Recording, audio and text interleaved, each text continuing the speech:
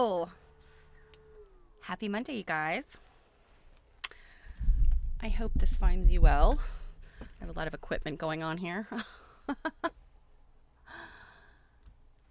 So, thanks, Druid.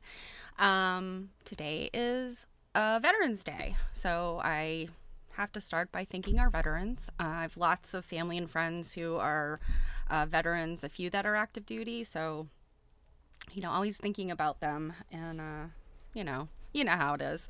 And I know a few of the people out there that I'm friends with are former veterans too. So, to everybody, my online people, the people I can reach out and touch. Happy Veterans Day. So, did you guys have a good weekend? I hope that it was fruitful. I could say mine was spent entirely sewing, and that's a good thing. I'm getting work done. I'm trying to get my 2024 body of work did not end up being as prolific as I wanted it to. I worked on some pieces for some particular shows, but it just wasn't what I wanted it to be. So 2025, I'm trying to get a head start. I am working on a series, and I don't know. It's going okay. I'm hoping to have a big chunk of it sort of ready to go in January. So that is what my weekend was spent doing. And it's amazing how fast time goes, and it's like when you're having fun, right? I love to sew, and I love, the particular pieces I'm working on are a little bit of a departure from my normal work. So it's a challenge, and I like, those are good, healthy challenges. So, yeah, it was a good weekend, but the the to-do list that just never ends on my desk just piles up and piles up. I actually have a call right after this stream that is like one of those to-do list things. So, I guess without further ado, we'll get to my topic today because there's lots to look at. First of all, I will show you one thing that I did get accomplished this weekend, and Double T thought he was being a clown by wearing it. So you go sit over here, friend. Okay, so I got some of this piece done, and then let me put it on my other screen so you can see. So this is the piece that I've been working on where I made my own batting. And both pieces of fabric are cotton lawn, which means they're a lighter weight fabric with a pretty dense weave. I was trying to make it as easy as possible for myself. And I kind of thought it was going to be like quilting through butter, and it is nice to quilt through, but it isn't quite as simple and easy as I thought. Oh, thanks, Druid. Actually, this, I had like a quarter of it done, maybe a little bit more than a quarter of it done. And I got a few little tips from some friends about, sort of the order that you quilt. Oh, thanks, Quiltish. I don't know about teeny and I don't know about perfect, but, they're on there. And I'm not quite done with this outline. You can see I left off last night. But I learned some things, and I don't know. I mean, I don't have a ruler with me, but I don't know. How many stitches to the inch am I getting here? So that's about an inch. 1, 2, 3, 4, 5, 6, 7, 8, 9, 10. I'm getting like 10 or 12 inch stitches to the inch. So, okay. Maybe they are kind of little, but I sort of expected to be able to get like super, super itty bitty little stitches, and it's not necessarily the case. So I pulled this apart a little bit so you can see, because I'm going to show you something else, but as you can see, the handmade stuff turns out very different than your regular batting. Like when you look inside here, it's very it sticks. You can kind of see the overlap where I think I overlapped a couple of bats. So it's definitely got a different consistency than our standard modern batting. Um, hey Sherlock, long time no see, friend. So did you use a stencil on that? How did you mark the top? Fingers crossed it's not freehand. No, it is not freehand. I can promise you, I could not mark this freehand. So this is something that I found one I liked online. I had actually been going to local quilt shops. I'm trying to think when this was. It was back over the summer, I guess, when I was working on this. And I was looking for, like plastic templates. My mom had some, I knew.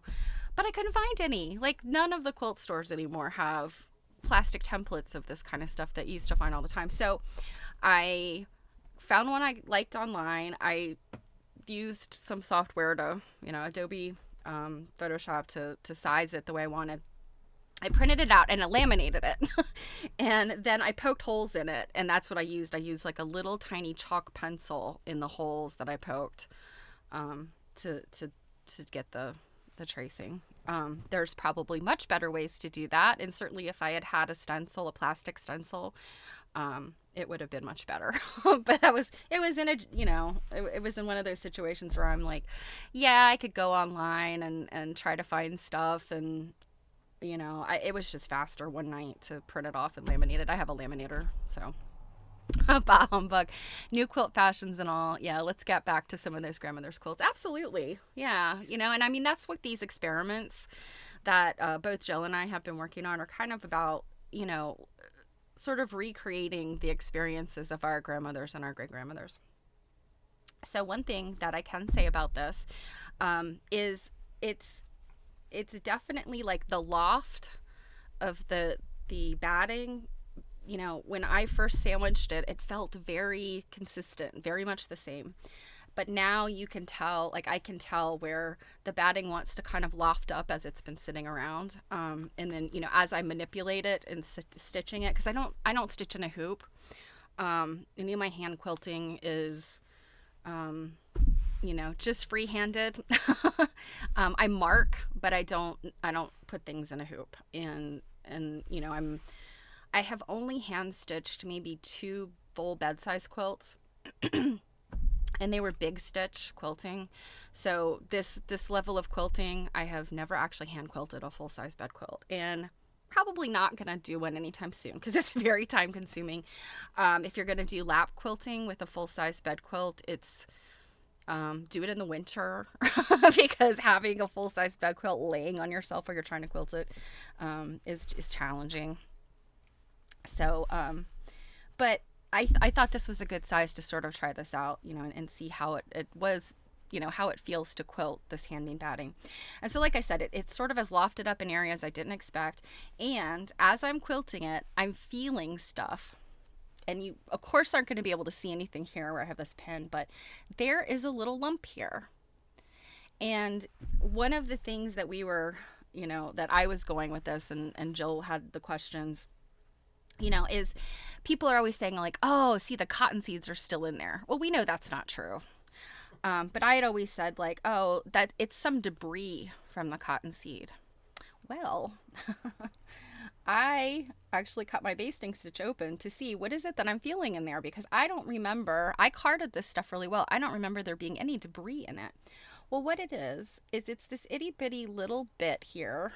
And I mean, you can barely see it. It's a little brown. And it's where the cotton actually was attached to the base of the cotton seed. And I mean, you could imagine any kind of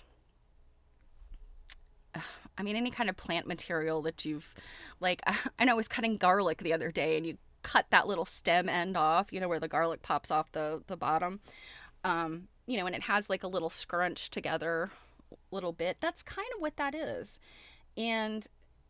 But amazingly, it doesn't feel like anything when you're touching it there, but put the fabric over it, and all of a sudden you've got like this lump there. It's so interesting. And so I actually, as I was making this batting, as I was combing it out, I would find those little, these little bits and pieces. And so I started putting them in a plastic baggie. So I have a whole bunch of them. And honestly, I think that's probably going to be the next part of this quote unquote experiment. And I'm probably going to leave this approximately the way it is. I think I might do, a little bit more quilting around it, but I want to be able to access these corners. So I think that this is going to be a sample that's never going to actually be bound and finished. It's, it's my, my experimental archaeology. But I kind of want to take some of those little bits and pieces and make like just some little itty bitty like touch pieces where you can kind of feel them and then peel them open and see like what is it that you're feeling, and that's what that is right there. And it's really amazing how different it feels when you press it flat between two pieces of fabric versus what it feels like as this loose batting between your fingers. Very interesting. So I will put that aside. And yeah, I guess I need to write up a report. So let's talk about folk art and outsider art. This is a topic I'm very interested in. And it's, folk art and outsider art, I kind of go way back. As you may or may not know, I have my bachelor's degree is in fine arts. I did studio arts in the crafts department, so my focuses were metalsmithing and textiles, sort of general textiles. So we touched on everything from, quilting, felting, dyeing, fabric surface design, all that kind of stuff. But along the way, folk art and outsider art kind of crept in when I was in college. And I remember in the late 80s, my grandmother, my very dear grandmother, who I was very, very close to, lost her in 2018.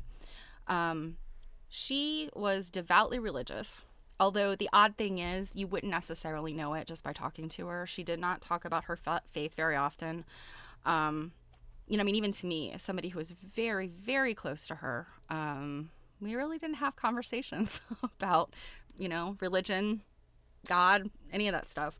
When I was little, she made me say my prayers and she gave me a Bible as a graduation present and a savings bond. And, that was kind of like the religion that she pushed into my life. But, and of course she made me go to Sunday school and she took me to church and stuff, but there was never any of this, like the kind of religious stuff that sometimes people who are devoutly religious will push on another person. So anyway, I just always was really fascinated by her past, her childhood, her growing up. And one of the things I think that made me realize, I think I was in high school, maybe might have been late middle school, early high school. So this would have been the late 80s. She went to Paradise Garden to see Howard Finster's work. And that was probably the first time that I really saw kind of great grand scale outsider art, and I didn't know what to make of it. And so then, fast forward a few years and I'm in college and, taking some of those art history survey classes, we briefly, 10 minutes in modern art, we touch on outsider art. And so again, it's something that I keep thinking about and it's really interesting. And then I moved to Baltimore, literally right after I finished college. And one of the major museums that Baltimore is known for, there were actually a few, and one is closed down. But the AVAM, the American Visionary Art Museum, is, it's, I would say, the country or the world's foremost outsider art organization. Their collection is pretty neat. And I volunteered there back in the early 2000s. I got to meet Fred, what's his last name? The lead singer from the B-52s, Fred Schneider. Got to meet him. They used to do this big Fat Tuesday event and parade, and he was the Mardi Gras king sort of thing for the parade, and they do a kinetic art sculpture thing every year. It's just a really cool museum. They have a lot of really cool stuff. So that was like my first education in outsider art. And so, and then there's folk art, and how do you,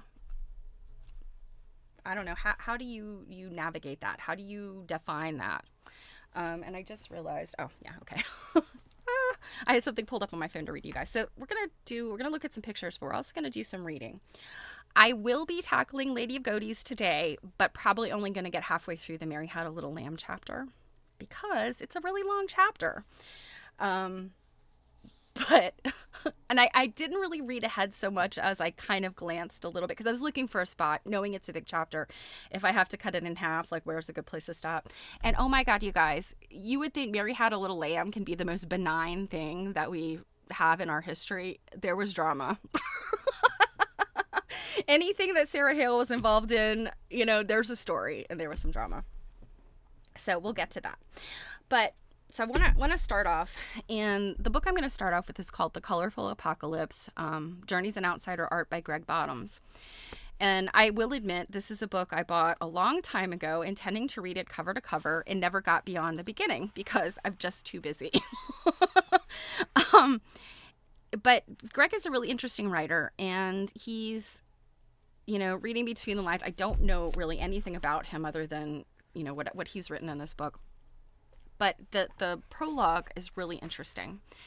And I wanted to read a little piece of it because it's sort of, I wouldn't say that Greg's experience is my own, but I would say like the way he describes it, I'm like, yeah, he describes like a childhood or a youth that's very much like mine. He's from generally the same area I am. Sherlock's got a question. Is there a distinction between folk and outsider art? Yes. I guess I've thought of folk art as more practical, adjacent, like useful, beautiful objects.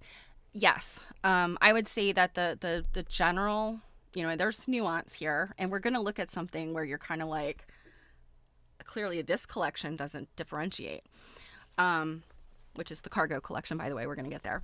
But yes, so folk art is generally thought of as more of the useful items that decoration or beautifulness has been applied to. So think about furniture, you know, primitive furniture, colonial furniture, you know, baskets, quilts, you know, they fall in there. And the theory behind folk art is, while you may not have like art, like fine art experience, you do have some training. So you know how to construct a piece of furniture, or you know how to sew a quilt. That's kind of the theory behind like what is folk art. It's untrained people that do have some training, and that training is typically in the hand building, the hand work, you know, using your hands to make something. So they do have the sense of craft training, even if they don't have fine art training.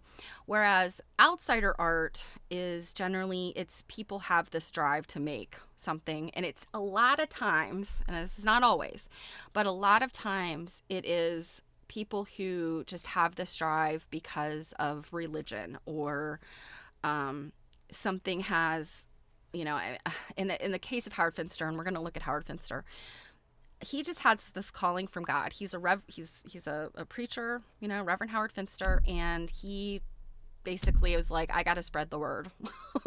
And he decided the best way was to create Paradise Garden, and we'll look at Paradise Garden. It is something else. So it's like there's this internal drive to create, and they literally have no training. So yeah, but I go back to the fact, and this is, and I'm really glad you asked this question, Sherlock. You know, there's a fine line. There really, really and truly is a fine line. And as we'll look at a couple of things that I'm going to get to, there are people that just, they don't differentiate. So anyway, let's start with The Colorful Apocalypse by Greg Bottoms. And this is just the prologue. This is him talking about kind of how he came about Howard Finster. So, the Reverend Howard Finster was 20 feet tall, suspended in darkness. He wore a paint-spotted flannel shirt, a tattered blazer, and dirty work pants.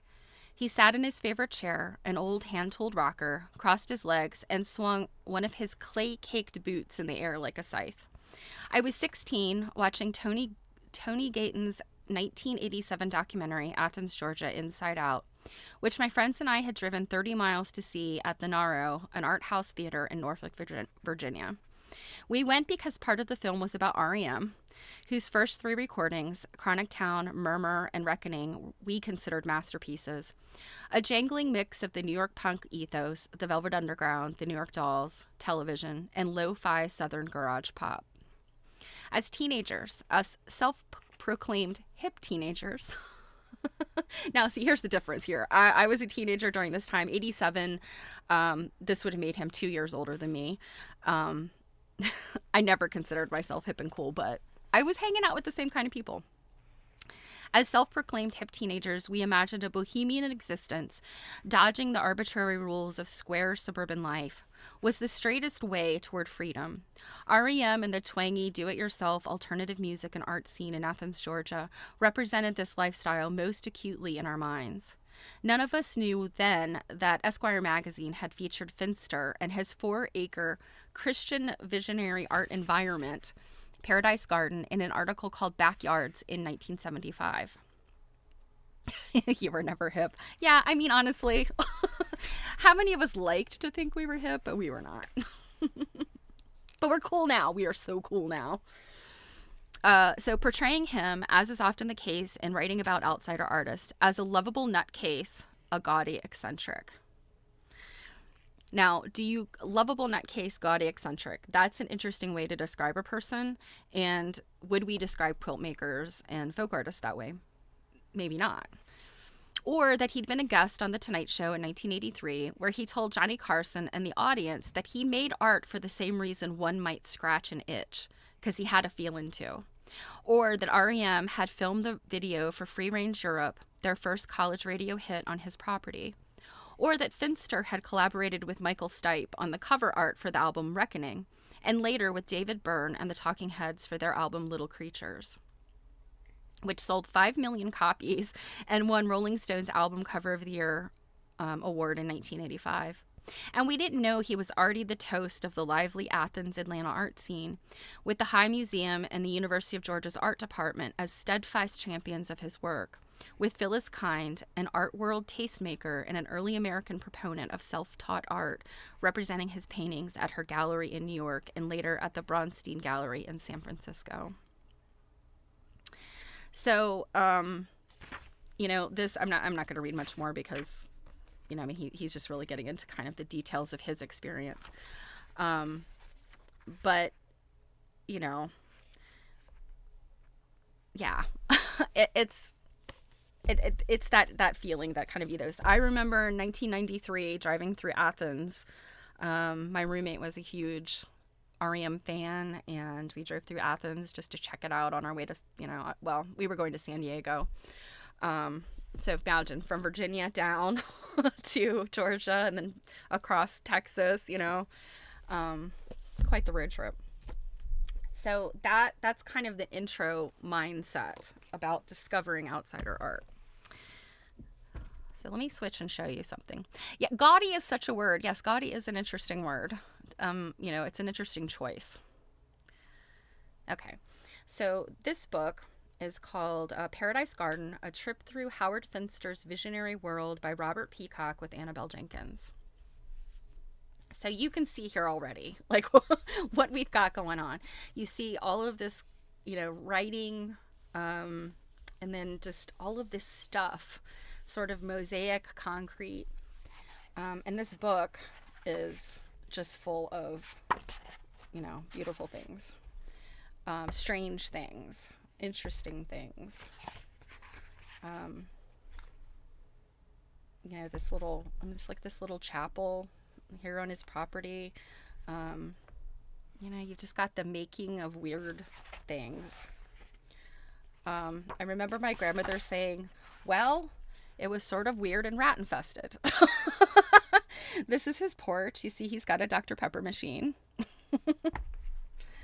And actually, this is him. You can see he's draped in an American flag. But yes, I think that descriptions of him have always been like, this guy was sort of nutty. Street preacher kind of ethos. He did a lot of painting. He basically, the things that you would imagine like a street corner preacher preaching, he put it on objects. So he just had this style, or he just write things. And you can see all these things in the background that are just This is a good example of just things written. Trail of the Unknown Body. So yeah, and it's, I mean, when you look how prolific this stuff is. He worked on this thing for decades. You know, I mean, like these weird items. I mean, some of these things are just strange looking. I don't know what it is, how he made it. Other things are just, you know, very interesting. You know, what are these textures? What has he used? I mean, these are like, I don't know, rocks or something set into concrete, and they've been made into these sconces with old jars, and then there's these marbles that look like eyeballs. I mean, it's wild stuff. And then, you know, interspersed, I mean, look at this, a glove, got a leather glove right there in the concrete. So here's a probably pretty famous portrait of him, you know, just looking the way he does. So it's interesting when you, like, I think Howard Finster was a really interesting person because in Greg Bottom's prologue there, you know, he's talking about looking at this and being like this hip teenager and looking at Howard Finster, and, you know, he's such an outsider. And, you know, I'm sure there's really lots of topics like this. You know, kids think that, you know, they think they're cool, they've discovered something.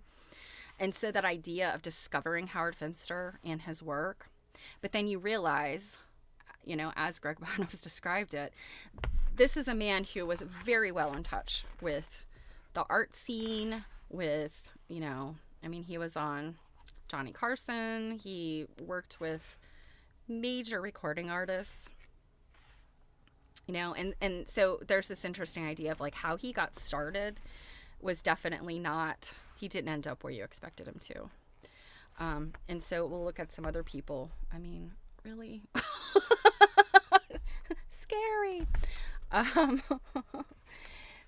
So he's also very well known for his Coke bottles. We'll see these again in a minute. It's like a giant one. So anyway, there, you know, you look at this and you think this is a man with no training. This is a man who is making art not with the intention, or so in the beginning, not with the intention of selling anything. It's only about promoting his message. But somewhere along the line, he went from, you know, this, what observers call outsider art. He just called it his calling, his passion. But he ends up in this big A art place. And it's interesting. I mean, he's a man. He's a white man. So, you know, interesting. So yeah, Sherlock says outsider art gives some of the energy of the discovery of G's Bend. Like, what do you think is being discovered? Exactly. Very good point. And we will see some of G's Bend in the stack of books I have here. So, you know, when you think about Howard Finster, I mean, he's world famous, but he's not necessarily world famous for this like naive art or art brut, which was the French description of outsider art. He really became famous when he started collaborating with, you know, famous people. So the next person I want to talk about is Judith Scott. And I discovered Judith Scott at the American Visionary Art Museum. They actually have, I want to say it's a couple of her pieces in their permanent collection. Now, the American Visionary Art Museum, actually, let me pop before I forget. I'm going to remember what their, it's avam.org. Unfortunately, so we looked at some museum collections the other day. Unfortunately, AVAM is one of those small organizations that has not yet put any of their permanent collection online. They have, we'll look at a couple of their exhibit type stuff if we have some time, but they're definitely an interesting museum. Unfortunately, not a lot to see online of theirs. But anyway, so I discovered Judith Scott through them, and she is a textile artist. And I'm going to read just the little beginning part of this. And let's see, this is, I want to say, so this is the Brooklyn Museum. This was based on, I think, a show she had at the Brooklyn Museum. But there's a lot of stuff, I think, in here that is from her sister. She had a twin sister named Joyce. And not to be confused with Joyce Scott, who was Elizabeth Telford Scott's daughter. But let me read you just a little snippet about her work. So, and you can look at these pictures of her working. So it says, the artist at work. For Judith Scott, the activity of making was everything. We know Scott was unlike most artists because she had Down syndrome, was deaf and largely mute, and was institutionalized for more than 35 years before becoming an artist. So she was born, I looked this up, and she passed away not that long ago. I like to get my dates right because I never get dates right. So she was born May 1943 and she passed away March 2005. Actually not that. So let's see, Howard Finster was 1916 to 2001. Okay.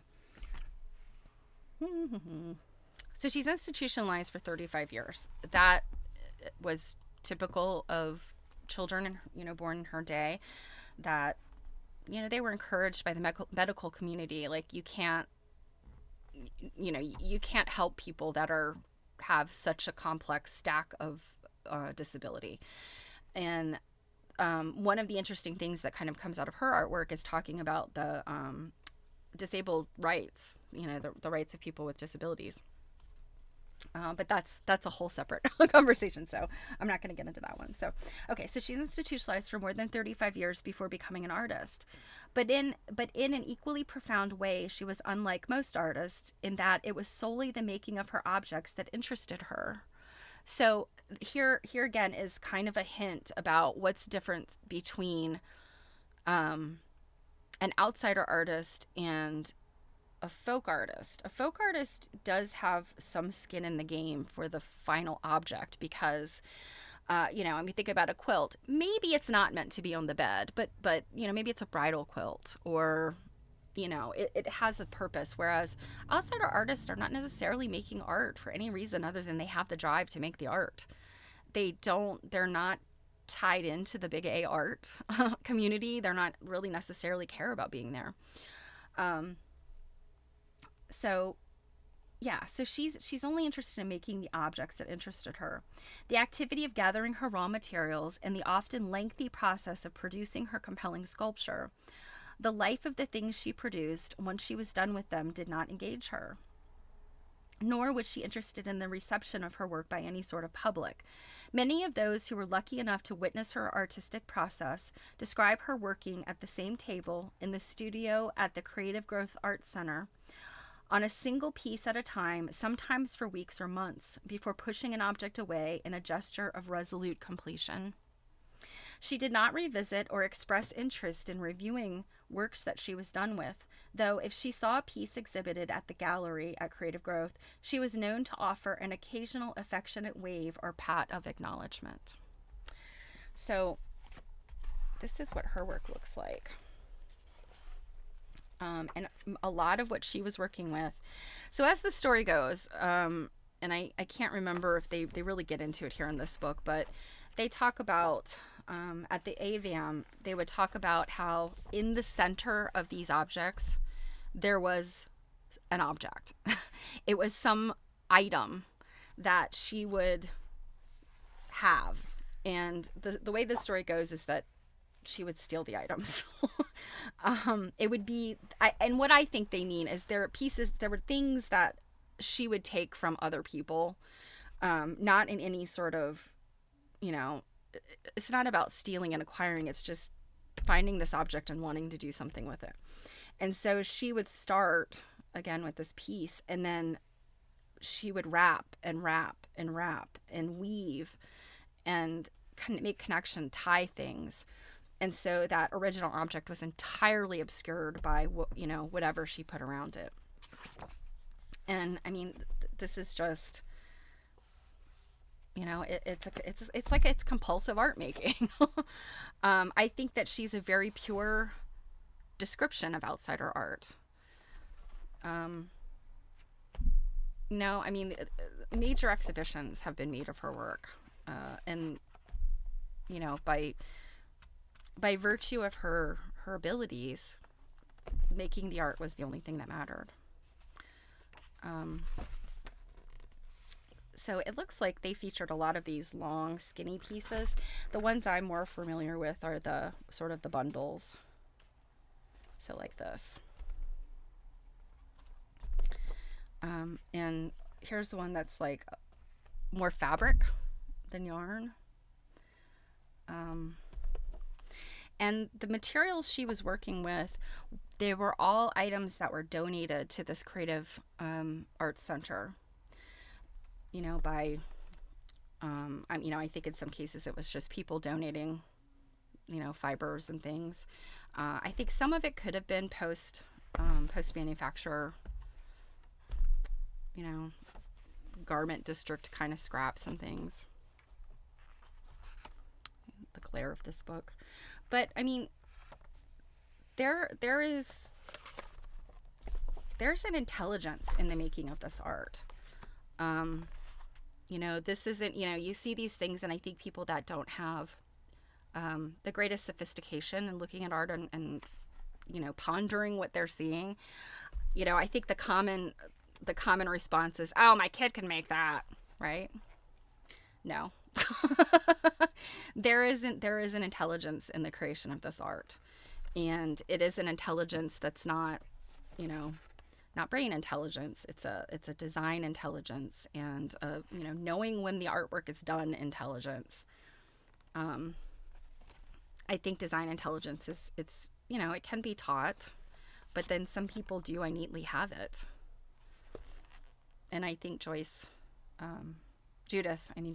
was a person who had this innate sense. This one I love. This one, she's literally got whole spools of thread in there. You can see. It's like, yeah, I'm not even gonna unwind that. Just put everything in there. So, and then we've got some of her drawings, mixed media kind of drawings, and it, again, there's this. It's like there's a method to the madness, and I don't like to use a word like madness necessarily for all people. it's not really fair, because she did have disabilities, but there's a chaos to her work, but you can also see that there's this method to it. So that is Judith, and like I said, she is so fascinating to me. Next up, we have the Slotin auction. I had a couple of these catalogs, and I can only find the one, and I'm trying to remember if I lent them to somebody. But they are in Beaufort, Georgia, and for some reason they have canceled their 2024 fall auction. I think they do their auction several times a year. I guess it's like spring, summer, and fall, I guess. But they're on their website. They are still in business, and on their website they just said because of the election, they decided to so I don't know. They decided to cancel this particular auction, but their spring auction's up. So I think the catalog alone is worth paying attention to them. Now, I don't know if they still produce a printed catalog. This is 2019. But I don't know if they might have gone to like a just online digital catalog. But I mean, these are major works of outsider art and folk art. And, like, you've got some major people represented here.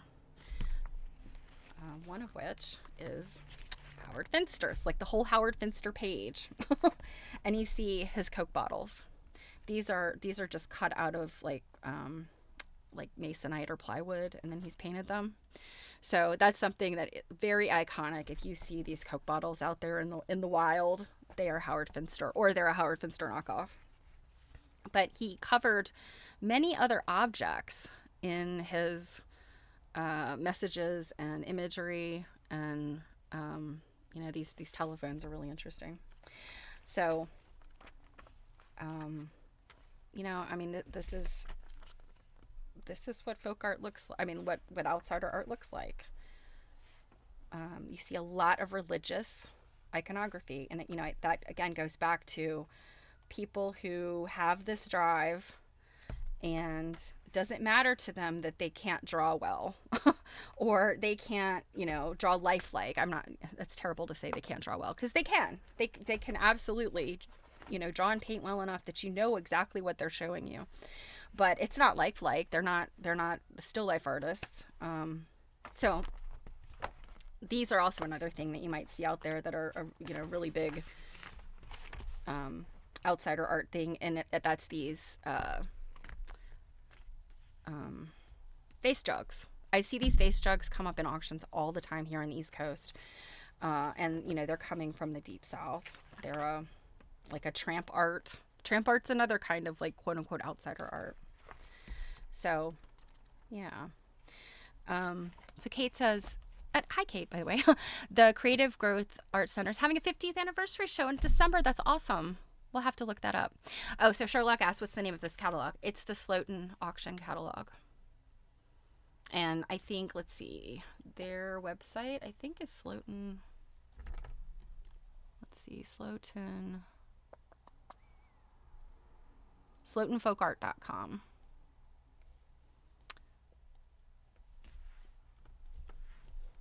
Put that in the chat. Okay, so now this is what we've all been waiting for.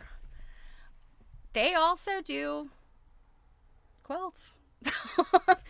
Now, but here's the interesting thing. Now think about these paintings. And think about some of the quilts that we've looked at. Pictorial quilts. Think about Elizabeth Telford Scott's work. We looked at that, her show at her retrospective at the Baltimore Museum of Art, I guess back over, well, it was in the spring. That, looking at that work, in some ways, is folk art.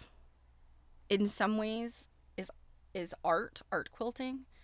In some ways, might be outsider art. It's, and I feel like quilts are one of those things. It's like, where do they fit? This is part of like the conversation where it's like, it's difficult.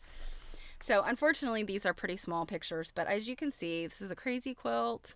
We've got a grandmother's flower garden style quilt, schoolhouse.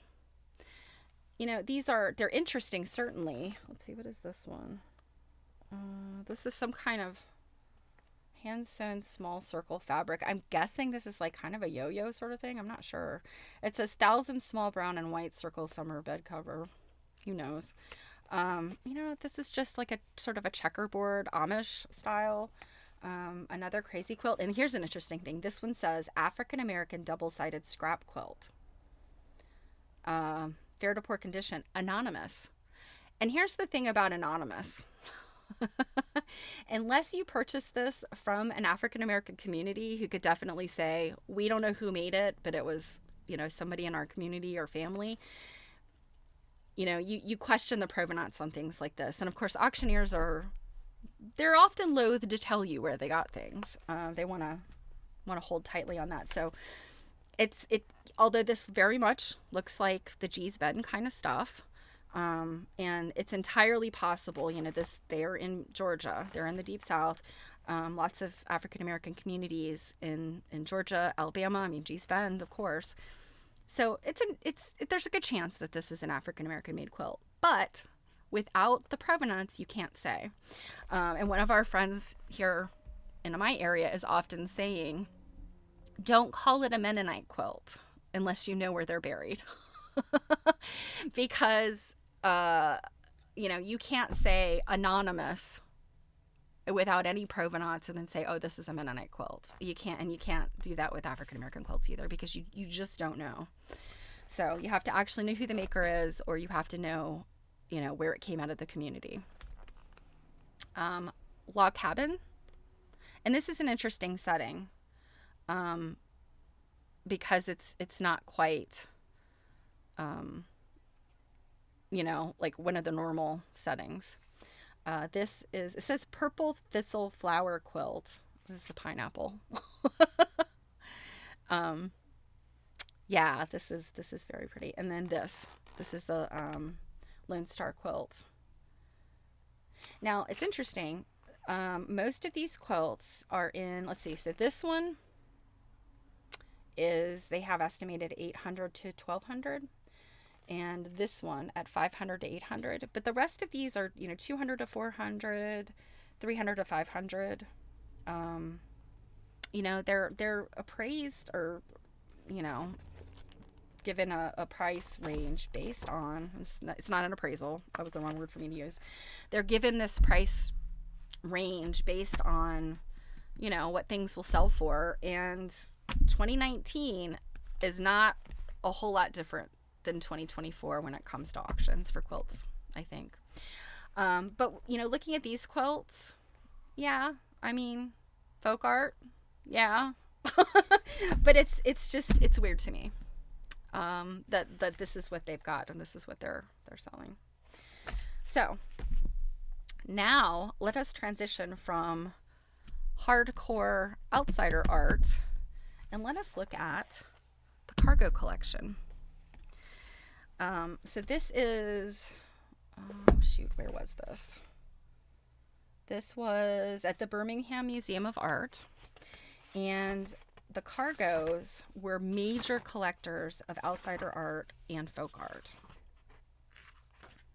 but also quilts. So Robert Cargo, I'm not going to get into the detail, like really deep details here. He was a professor, and the Cargos are really known. His wife's name was Helen. They are very well known for the quilts they collected. But, and I'm just going to do a quick flip through here. What do you see? As I'm flipping through, you are seeing a lot of outsider art. But they're calling it folk art. So, and some of these names, if you study outsider art, you should recognize some of these names. B.F. Perkins, he is very similar. His work was very similar to Howard Finster's. In kind of in look and content. But yeah, this stuff is, this is outsider art. Oh, this one's a favorite of mine. Denzel Goodpaster. This is his version of Dolly Parton. And so not only does she look like she's wearing an old school, like rugby helmet, she also has no boobs. This isn't Dolly Parton, sir. I love Dolly Parton, and this does not look like Dolly Parton. Let's see. He died in 1995. So, yeah, you're seeing a lot, and we'll look at the quilts in a minute. But let me read you a little piece about this stuff. And I will put, let's see, well, I'll let you look at this picture while I read. Radically de-objectifying Mrs. Parton. Yes. And you wonder, like, does Dolly know? Has Dolly ever seen that? Okay. So this says the original makers, and this essay is by Emily G. Hanna, PhD, curator of the arts of Africa and the Americas. Dolly always knows. Poor Dolly. I love Dolly so much. Okay. So what she's saying here is this exhibition of more than 160 works includes quilts, paintings, sculpture, drawings, assemblages, and embellished, found, and recycled objects. The works range in date from the mid-1800s. Would you consider work made in the mid-1800s outsider art or folk art? I think most people would call it folk art. I don't know. So mid-1800s through the 1990s, and are made from a variety of materials. Wood sculptures, some made from salvaged wood or found objects, and logs were shaped using chainsaws, chisels, and small whittling knives. Clay sculptures were shaped by hand, and recycled metal was bent and repurposed into new forms. Paintings and drawings are on everything from board and cardboard to recycled grocery bags. Early quilts are made from cotton and wool fabrics, while more recent ones are from colorful polyesters and recycled corduroys. Subject matter includes the range of human experience and interest. You can look at this. This is a quilt. Let's see whose quilt is this. This is Yvonne Wells. So we've looked at Yvonne Wells' work before. So subject matter includes the range of human experience and interest. Love, beauty, loss, death, power, hope, memory, a desire to achieve salvation and redemption, and a desire to be remembered. Works include self-portraits, autobiographical scenes, and important historical figures such as Abraham Lincoln and Malcolm X. Moments from history include the struggle for civil rights, George Washington cutting down the cherry tree, and Alabama Governor George Wallace depicted in his wheelchair following the 1972 attempt to assassinate him. There are portrayals of country music stars, poor Dolly, famous pop singers, and unknown fiddlers and banjo players. Narrative scenes include everyday people and experiences, memories, personal spiritual experiences, scenes from the Old and New Testaments of the Bible, and imagined renderings of heaven and hell. Ducks, dogs, quail, geese, hogs, and snakes are among the many animals represented. So, again, the cargo collection, like this description of things that Emily Hanna has talked about. I mean, these are the things we know about outsider artists, yet the cargoes called them folk art. So here is the quilt from the collection, and I mean, it's the delicious kind of thing we love. It's this beautiful, tree of paradise, or sometimes it's just called pine tree. It goes by a variety of names, but it's made very scrappy. And I know not everybody loves this kind of work, but I do, and I know a lot of you do. Bright orange, everything about it. I love this. And this, how many? This is very quintessential mid-19th century, the album quilt. We look at these all the time. The cargoes were calling them folk art. So just going to look at the pictures here. I'm not going to read any of this chapter. This is just, a Seven Sisters quilt. That it's very pretty. It's really cool looking. It's graphically stunning. But he's calling these things folk art. Now, in some of these, you can see that perhaps the execution of the quilt may not be like, quote unquote, to standards of, award-winning quilts. But, I asked the question, does it matter? If it's a quilt that's being used for utilitarian purposes, to keep someone warm, does it matter what it looks like? And if you're going to make something that is really purely about conveying some message. So, let me go back here to Yvonne Wells' quilt. This is conveying a story. Does it matter what the craftsmanship is like? So there's so many questions about quilts. And, when you look at other forms of outsider art / folk art, the outsider art generally doesn't have a purpose other than conveying ideas. And it doesn't necessarily have two forms of being, whereas quilts have, quilts can be on the wall, quilts can be on the bed, quilts can be used as a moving blanket, quilts can be used as a dog bed, quilts can be used as a picnic blanket. There's quilts, I feel like, are so very different than a lot of these things we're looking at. Now, can some folk art, like tables and chairs and baskets, I don't know that they have the same fluidity that a quilt does. So these are not prepared comments, by the way. I am just riffing here. So anything I say cannot be used against me. Um, so yeah, I mean, these are just wonderful. But these are the quilts that we look at all the time. This is Mary Maxton working at the Bology RSVP Quilting Group in 1991. I'm not familiar with that one. But look who we have here, Joanna Petway. So this is Gee's Bend.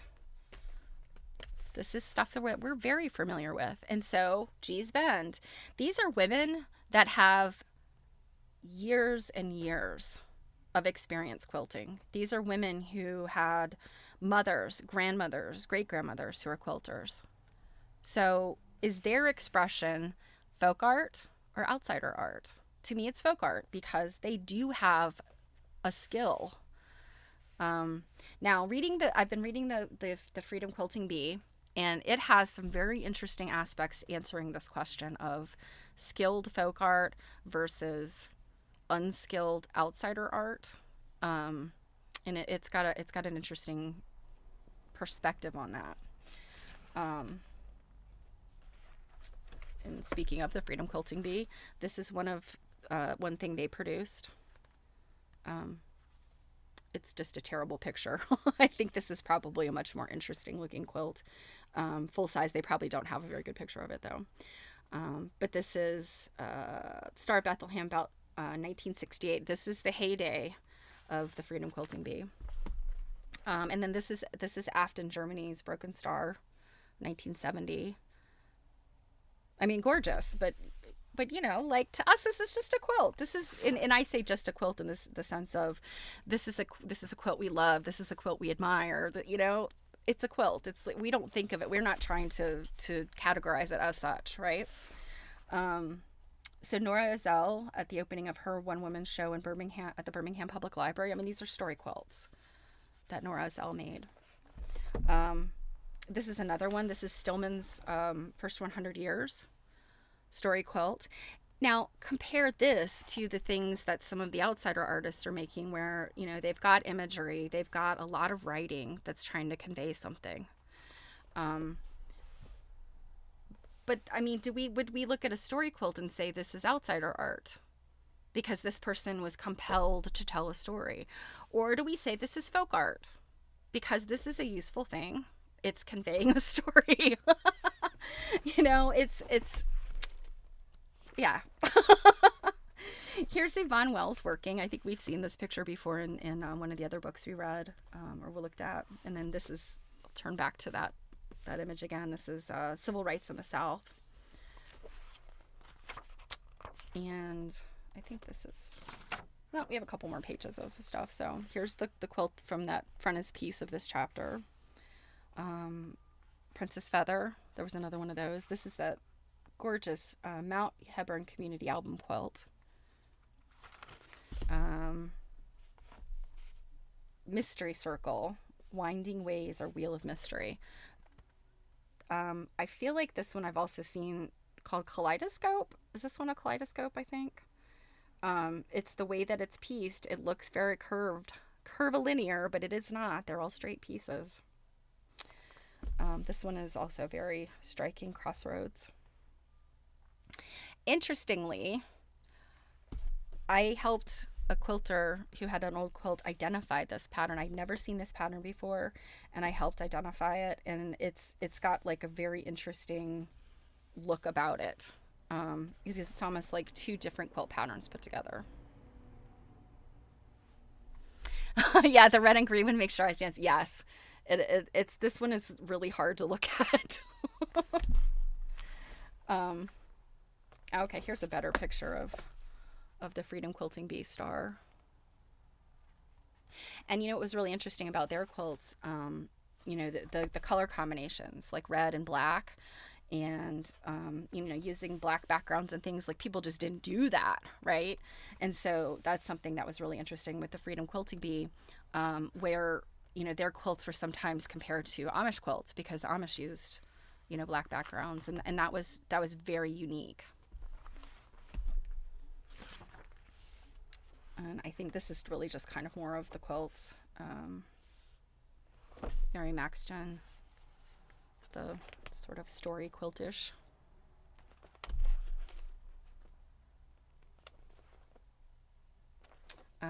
Pine burr. Pine burr quilts, very interesting. They're very, very dimensional.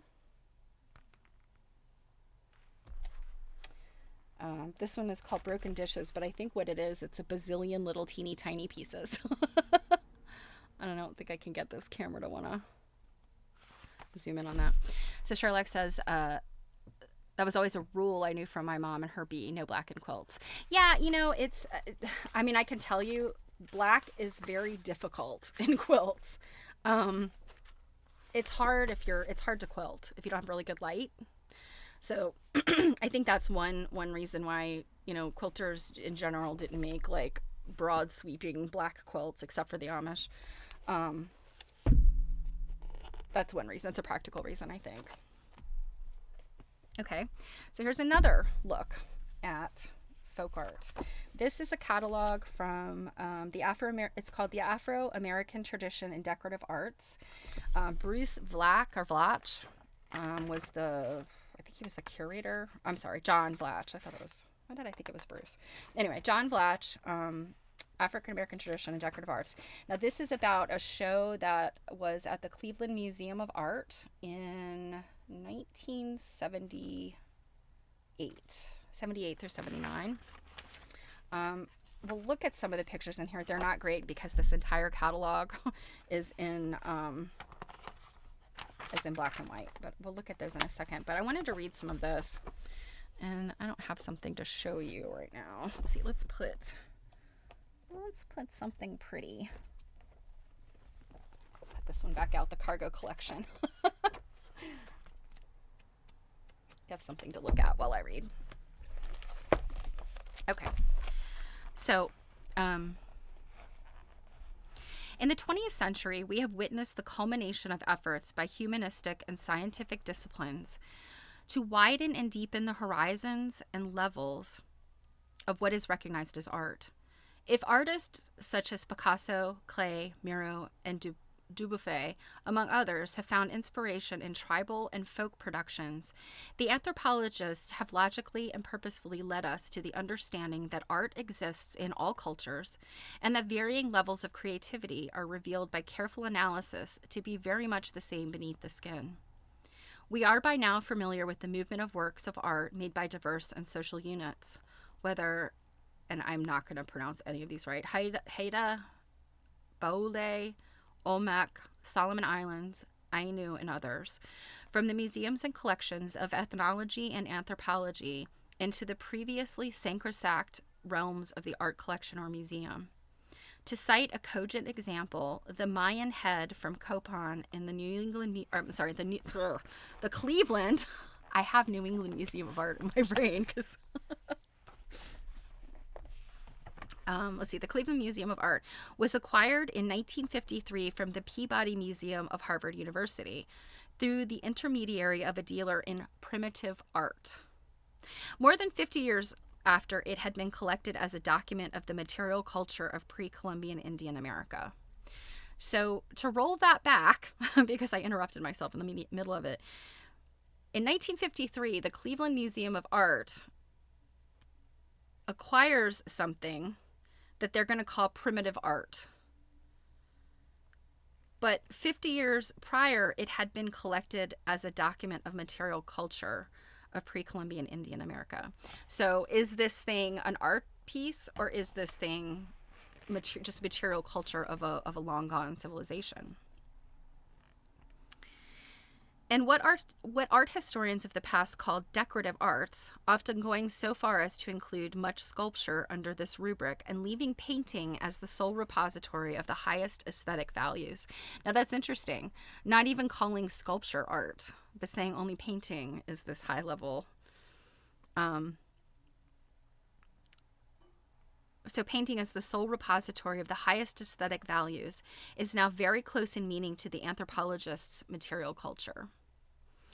Though the works merit some qualitative value judgments that these students of society, not art, are unwilling to accept, both disciplines, I believe, are correct as long as one remembers that they often study the same things for quite different purposes. So interesting, huh? We go from anthropology to arts. That's uncomfortable. Yeah, I'm sure like these are the questions. These are the things where it's like, what makes it art and what makes it something else? It just makes it decorative. What makes it... So in this catalog, it's an exhibition catalog. Who do we see? Whose quilts do we see? Harriet Powers. So we have the pictorial quilt over here, and then we have the Bible quilt. And for the life of me, can I ever remember which one is held where? Okay, the Bible quilt. The Bible quilt is at the Smithsonian, and the pictorial quilt is at the Boston Museum of Art. So, here's this just little tiny snippet. Many quilts made by Afro-Americans would seem to be examples of cultural surrender. The quilt is, after all, a European textile form, and quilted bed coverings are unknown and unnecessary in tropical Africa.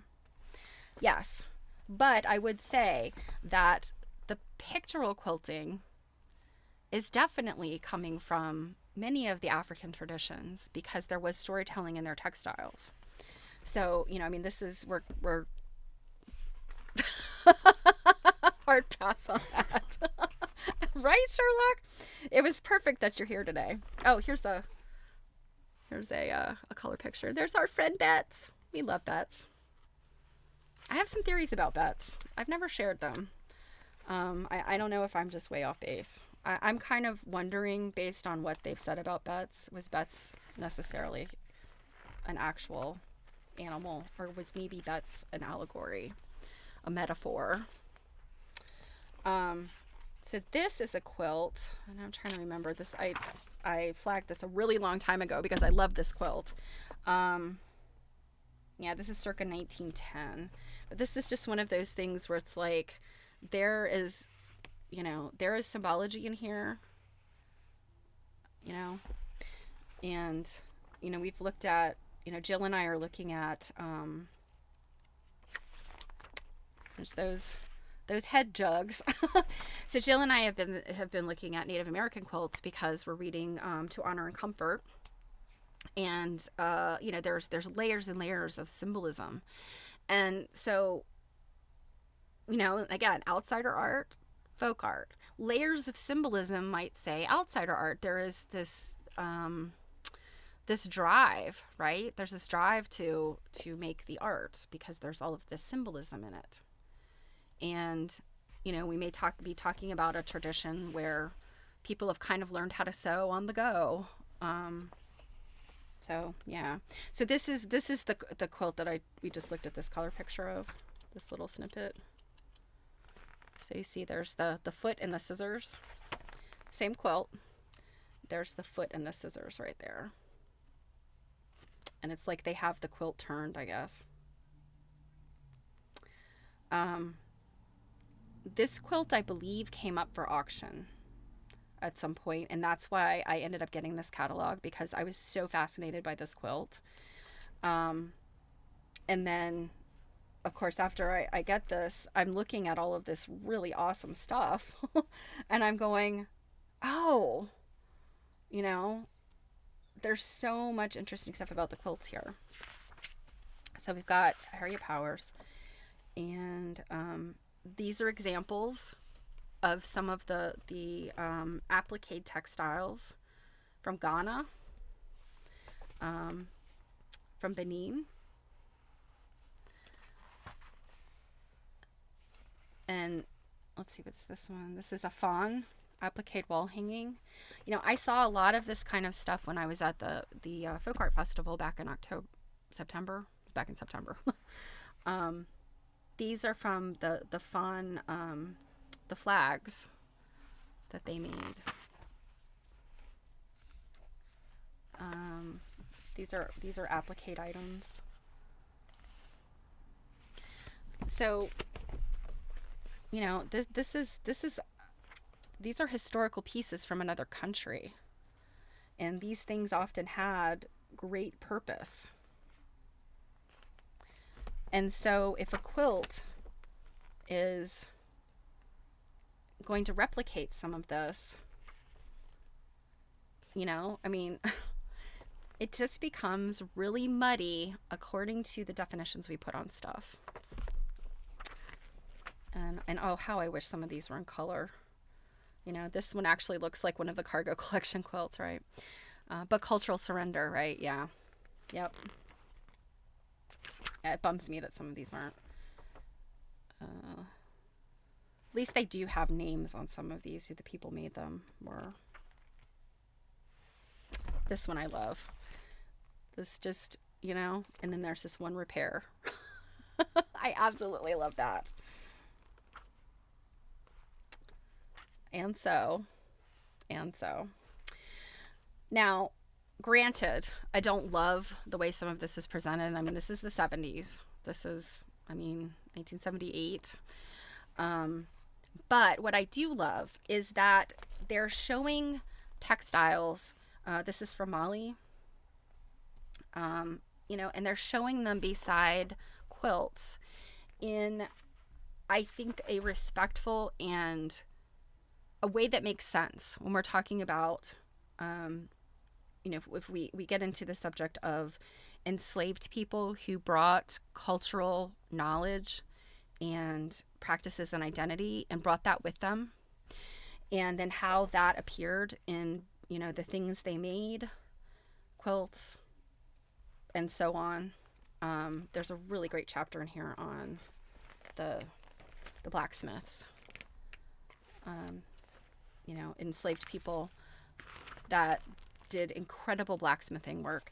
And this stuff has, really documented symbology in it. You know, you've got Adinkra symbols in here in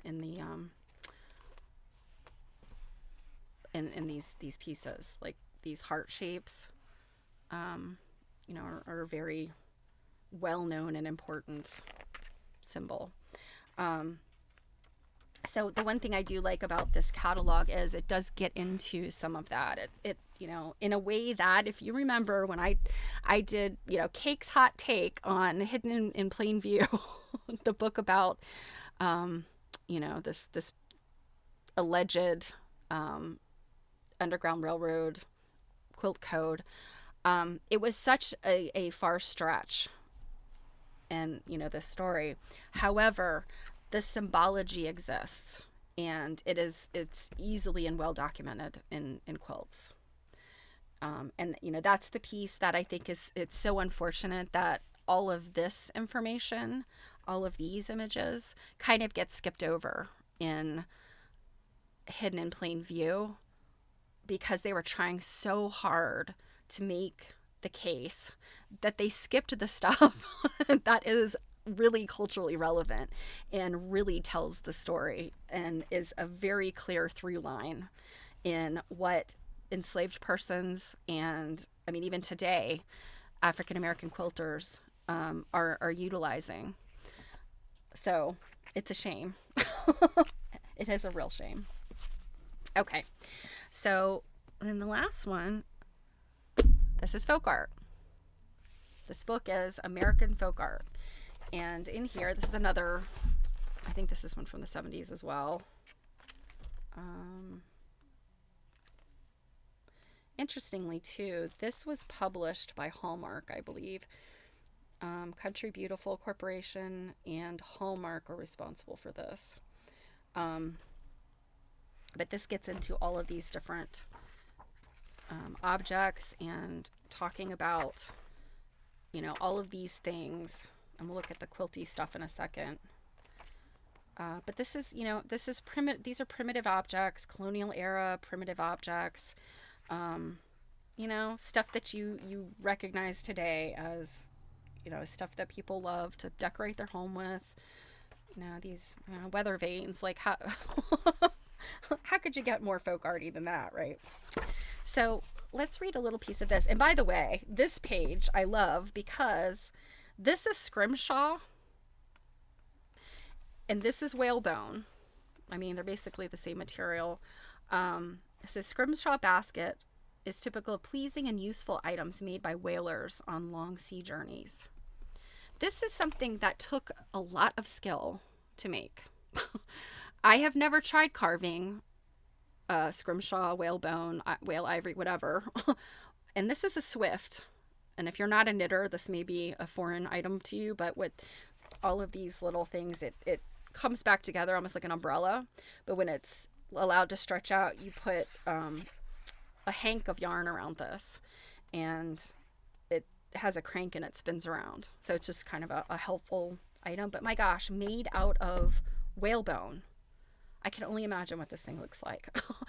This is a lot of skill here. And so I go back to the fact that these are useful items if they, I mean, this is a utilitarian item made beautiful. But a basket, I mean, you can take anything and make it into a basket practically, but this took a lot of skill to make. So again, here's the question.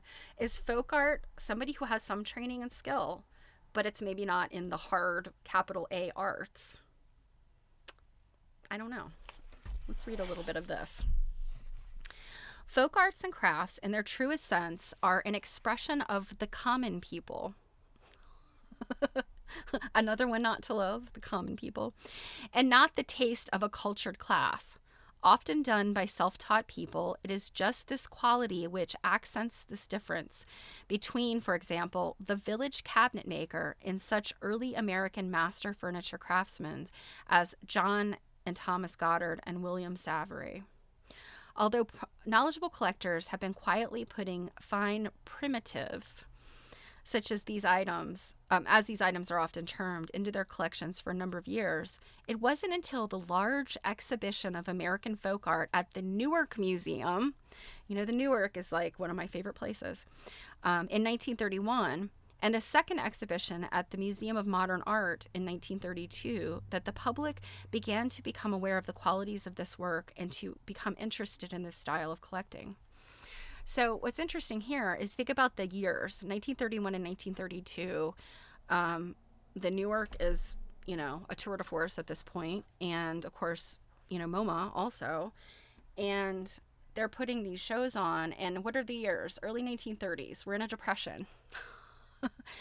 Design artisans are, you know, the government is paying them to make, you know, this database of design. And, you know, this is what's happening in this quote unquote art world. So like, again, you know, I just, and yes, Sherlock, blech. This whole idea of, you know, how do you know it's art? Because it's not useful. Yes. That's what I was about to say. It's craft if you can do something useful with it. If it's just an object that has no purpose whatsoever, then it's art. But, I mean, if you want to really get down into the details, like some of the outsider art, like, again, you know, like Howard Finster, he's driven to put, you know, his preaching and Bible verses, he's so driven to communicate them, he paints them on stuff. So isn't that a purpose? Like, doesn't that have purpose? It's communicating his message. So I don't know. I mean, there's just so many ways that we can go back and forth looking at these things. And of course, I'm sure that anybody in the big A art world would tell me to shut my mouth because I don't know what I'm talking about. So this is fun. This is, we have, it doesn't say if this is, let's see. Earliest looms only produce long, narrow strips of cloth. So this doesn't say where this is, but I don't know. Based on her outfit, this could either be in the 50s or this could be like at Colonial Williamsburg, and this is a weird colonial dress. Yes, I absolutely agree with you. Beauty is a purpose. You know, think about Bauhaus and, you know, the communist block buildings. I mean, how depressing is it? You know, I mean, I would say most of us have probably been to a city or an area that has some like big, you know, 1960s, 1970s Cold War era like block building that you go to visit your doctor or something. And there is nothing enchanting or beautiful about this building. It's just purpose, right? That is a very different feeling than going to a place that's got, you know, paintings and things to look at. And I mean, most doctors' offices, I'm not going to say that they're like the pinnacle of high art. But that's why doctors' offices have, dentists, they buy art to put in their offices just to give people something pretty to look at, because you got to take your mind off the fact that you're at the doctor, right? So yeah, we've got, the coverlet, the woven coverlet. We've got this, what is this thing? A counterpane, a fringed counterpane with netting. Very interesting. Okay. Samplers. What could be more folk arty than samplers? So many. Yes, brutalism. Yes, that's what I meant when I said Bauhaus. Bauhaus was probably not the right right term. Yes, brutalism. Yeah, it's just like that, just purely utilitarian. Let's build this building out of concrete blocks. I don't know, Sherlock. This is where we diverge. Yeah, so look at this stuff. This is very like colonial art. 19th century stuff. Bed hangings. These are crewel bed hangings, I would think. Yes, crewel work. Yep. This lovely quilt, which I think is interesting. Look how they've got some yellow in there. It's a different fabric in that little section than in this, This is interesting. Look at this. Look at that. That is a woven coverlet. It says, the little caption says, a bedspread hand woven by slaves has modern wavy abstract pattern. This is an optical illusion. If you mess up the optical illusion, it becomes not an optical illusion anymore. So why can I not get that centered? Yeah. So this takes a lot of skill, right? So Sherlock says, then there's the horrible, not really Kirkland brand brutalism of a suburban doctor's office. Okay, all right, touche. I'll give you that. Kirkland brand brutalism.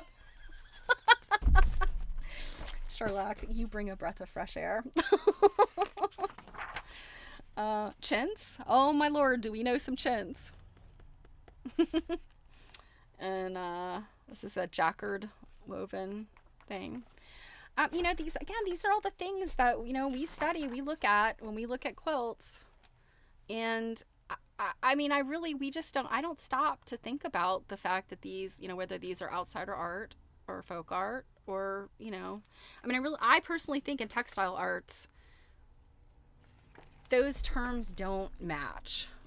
They don't have the same meaning when you're talking about quilts as when you're talking about other pieces of artwork.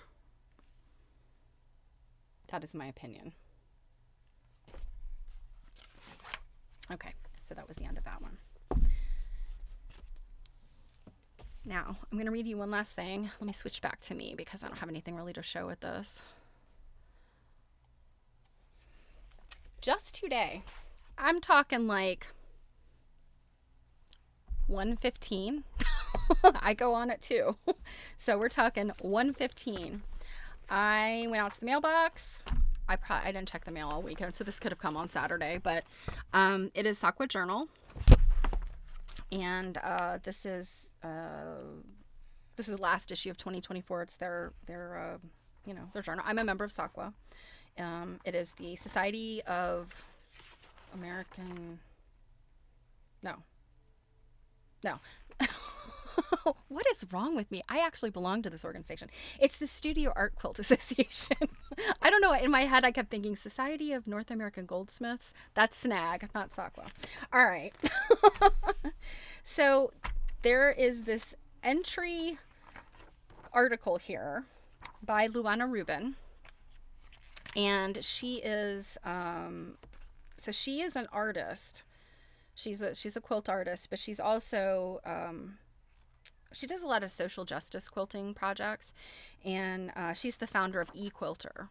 So she's pretty well known both in, the art quilting movement as well as modern quilting for that reason. Let's see. Sterling says Architectural Digest feature on the most beautiful brutalist buildings. Okay. All right. I'll check it out.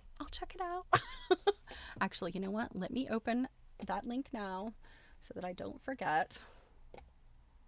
Put in a new tab. Okay. I'll look at it later.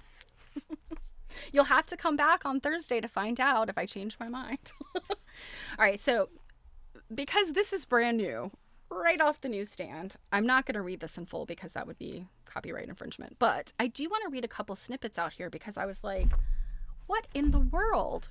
This, like, this is one of those things where you're like, this is the kind of stuff that's in my brain right now. And, sure. You crack me up. Okay. So it again, this is one of those things where you're like, what? How is it that my brain was on this kind of stuff today and then this article comes through? So this is called Art Quilts, Fine Art Throughout Time by Luana Rubin. And she starts off by saying, humans love to categorize things. We live in an increasingly chaotic world, and to find some sense of clarity, we like to put topics in big boxes. Often we unconsciously take the easiest path and divide thoughts into two boxes: black and white, right and wrong, art and craft. And then she goes on to say, as with all true art, fiber artists don't create so that somebody else can decide if it's good or bad, art or craft, and so forth. We create because we must. We make art because it is an impulse that cannot be denied. Like, Luana, you read my mind. You read Stephanie Cake's Today Mind from, I don't know, however long ago you had to write this article. It's like time travel. And then she concludes this article by saying, just as many illustrators of the 20th century, including Norman Rockwell and Maxfield Parrish, are now collected and valued as fine artists, innovative textile art is being recognized and valued as fine art as time passes. There are already art quilts that have been sold in the multiple six figures. Can you find me some of those purchasers and ask them to take a look at my art? I'll even take 4 figures. I believe it is only a matter of time until they are valued in the millions. We may not see it in our lifetime, but it is coming. There is also a timeline that stretches out beyond the horizon, and savvy collectors are finding their own place on that continuum. So, again,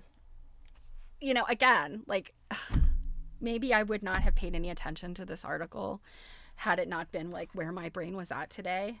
But I just thought it was so interesting, and something's on your mind and it's like all of a sudden it's out there in the wild. So Quill just says, using brutalist building and beautiful in the same sentence is an oxymoron. I don't know, Sherlock, you opened a can of worms here. So that concludes Cake's hot takes on outsider and folk art. As I was looking through my books, I started looking through them last night, thinking about what I was going to talk about today. And, I decided I was going to talk about folk art and outside art in some capacity. And so I started pulling out my books, and as I'm looking through them, and then the Cargo Collection book was actually probably the most recent book I got. I found a copy of it that show, the exhibition, was not that long ago. And so it was probably the most recent publication out of all of these. And, the most recent one, I'm looking through here to see. It doesn't say the very beginning here. But in any event, and as I'm flipping through all these things, and the Cargo Collection book was closest to me, and I went, everything that's showing in his collection to me is outsider art. But he's calling it folk art, or they're calling it folk art. And then we've got the quilts that to me are just in a category unto themselves because they're what I study. You guys know. You guys get it. So, let's see. I am going to hop right into this. We're in the home stretch, and this is such an interesting chapter. And I feel bad about cutting in half. It is very long. So this is The Lady of Godey's, Sarah Josepha Hale by Ruth Finley. And it was written in 1931. So some of the references are interesting, you know, when she says today, and we have to think about like what today means. So this is chapter 17, and it is entitled Mary's Lamb and Mr. Ford. And when we say Mr. Ford, we do mean Henry Ford. So, as a reminder, we are reading The Lady of Godey's, Sarah Josepha Hale by Ruth Finley. Chapter 17, Mary's Lamb and Mr. Ford. Oh, and before I read this, I want to read you the entirety of Mary Had a Little Lamb, because the part we know is not the whole poem. And this is going to appear when I finish this chapter, but I thought we've got to hear it now. So, there are 3 stanzas. Mary had a little lamb, its fleece was white as snow, and everywhere that Mary went, the lamb was sure to go. He followed her to school one day, that was against the rule. It made the children laugh and play to see a lamb in school. And so the teacher turned him out, and still he lingered near, and waited patiently about till Mary did appear. And then he ran to her and laid his head upon her arm, as if he said, I'm not afraid, you'll keep me from all harm. What makes the lamb love Mary so? The eager children cry. Oh, Mary loves the lamb, you know, the teacher did reply. And you, each gentle animal, in confidence may bind, and make them follow at your call, if you are always kind. So, I mean, such a Sarah Hale, right? But there's some drama. So, Mary Had a Little Lamb, the most famous children's poem in the English language, was first printed in 1830. It was signed by Sarah Hale. Now, Mrs. Hale's authorship of the first half of the poem has been challenged by Mr. Henry Ford, who has given credence to an old claim first made public in the late 1870s by a Mrs. Mary Sawyer Tyler. Mrs. Tyler asserted that she was the Mary of the poem, that it originally consisted of but 12 lines and was written by one John Ralstone, a youth who died in 1822. Mary's Lamb, as the poem was titled in Mrs. Hale's little volume of verse, Poems for Our Children, published by Marsh, Capon, and Lyon of Boston, sometime subsequent to May 1st, 1830, the date attached to the preface of the book, also was printed in the same year in a bi-monthly magazine for children called The Juvenile Miscellany. The Juvenile Miscellany, I love that. One of the earliest attempts to produce a child's periodical, The Miscellany, was published in Boston by Putnam and Hunt, which firm also published Mrs. Hale's Ladies Magazine, and lived from September 1826 until about 1835. On page 64 of its issue for September-October 1830, Mary's Lamb appeared, signed, as Mrs. Hale signed so much of her fugitive writing, with the initials S.J.H. Whether the book Poems for Our Children came out before the magazine publication of the rhyme or vice versa is not entirely clear. Though the book's preface is dated May 1st, there is to be found on page 198 of the November-December number of the Miscellany, the issue following the one that printed the poem, an announcement of the publication of Poems for Our Children by Mrs. Sarah J. Hale.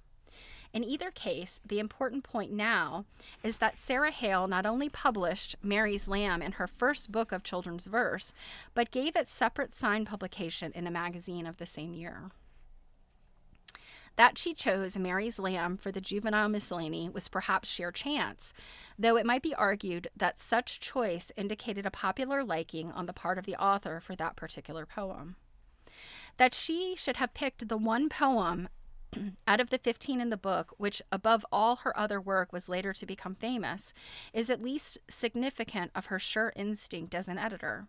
And happily, she signed it S.J.H. Now, if you remember, a lot of the stuff she wrote she didn't sign, or it was kind of, anonymous, or the editor, so it's only through recognizing her, her writing in general to can they say like this thing in the magazine was written by her, even though it's not signed.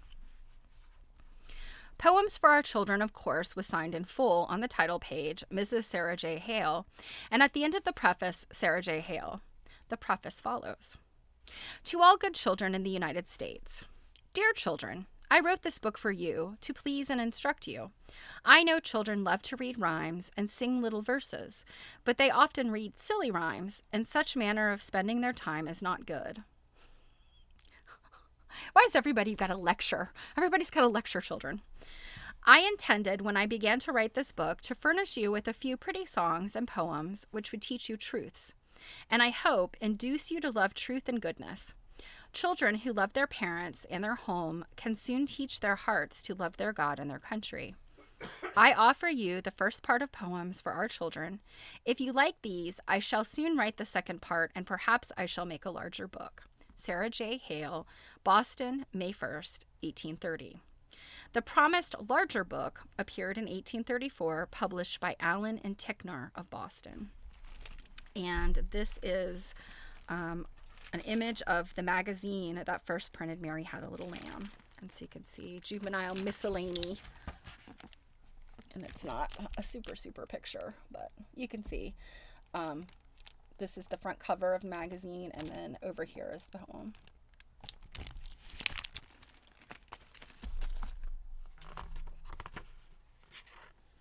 Too much silliness is bad for kids. Yeah, I think so.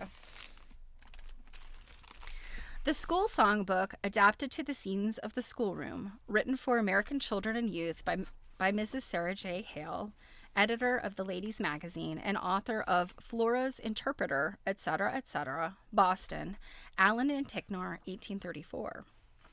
So read the title page, while the preface follows. To the pupils of blank school, I'm guessing that you could write your school name in there. A new book, I hope, my young friends, that you will find it a new pleasure. Some time ago, I wrote a little book naming it Poems for Our Children.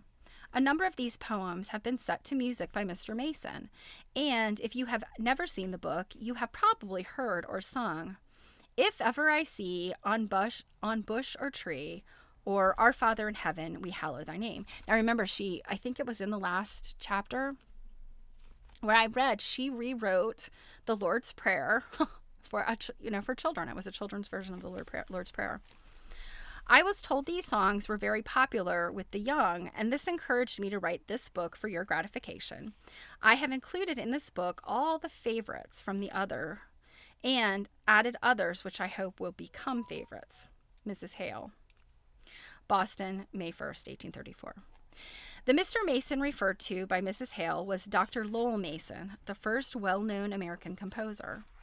Dr. Mason's contribution to American music was principally hymns and the first songs for elementary schools. Living in Boston when Mrs. Hale arrived there in 1828, he was eager to experiment with the use of music in connection with inculcating ideas in the child mind. Well, that sounds kind of inculcating ideas. It was inevitable that their common interest in education, particularly child education, should draw Sarah Hale and Lowell Mason together. They became lifelong friends. He died in 1872, 5 years before Mrs. Hale. It was Lowell Mason's idea, really, that prompted the writing of Poems for Our Children. He wanted some simple verses suitable for setting to music, the words and precepts of which would be comprehensible to little people. There's no way that verb doesn't sound nefarious. I agree. I don't know that I've ever heard inculcating used in any kind of positive way. He asked Mrs. Hale to write a series of such poems. She complied. He set them to music. If Ever I See, Mary's Lamb, My Country, and Our Father in Heaven gaining the widest immediate popularity. By the following year, 1831, these songs were fairly well circulated throughout New England, for they were unique in innovation and represented the first step toward widespread musical education. Lowell Mason and Sarah Hale had set American children singing. Mary's Lamb again appeared under Mrs. Hale's signature in 1841 in a new edition of her school songbook, published this time not by Allen and Ticknor, but by James B. Dow of Boston under a new title, My Little Songbook. though still carrying the 1834 copyright. The author's remarks at the beginning of this book stated that the reason for a new edition was the increasing popularity of vocal music as a branch of school education. Thereafter, a general and uncredited lifting of Mrs. Hale's little poem ensued. Excuse me. For instance, in the writer's possession is an old book. Now, Ruth Finley is talking here. The first ever owned by her mother, who is still living, and to whom it was given on her 5th birthday in 1855 as a reward for having learned her letters. It is a compilation of children's poems called Songs for the Little Ones at Home. The cover is gone. The title page is gone. The first legible page is number 70. The last legible page is 212. How many pages the book had 76 years ago when presented to its original owner, who compiled it, or what other poems of Mrs. Hale's it may have contained is not to be determined. But on page 79 is If Ever I See, on page 119, Mary's Little Lamb, and on 206, The Thunderstorm, all three originally published in Poems for Our Children. None is credited to its author, but at the end of Mary's Little Lamb is printed in small type, Songs for Children, indicating that it, at least, had been included in a former compilation, where doubtless it had been also used without credit. Certain it is that in the case of Songs for the Little Ones at Home, authors' names were few and far between. Mrs. Hale was not the only one who suffered. How Doth the Little Busy Bee, on page 109, was signed Watts, but Twinkle Twinkle Little Star, on page 196, was not credited even to a previous collection. Its author had been dead since 1824, and few were the people around 1855 who knew, just as few know now, that this lovely bit of children's verse was written by a woman named Jane Taylor.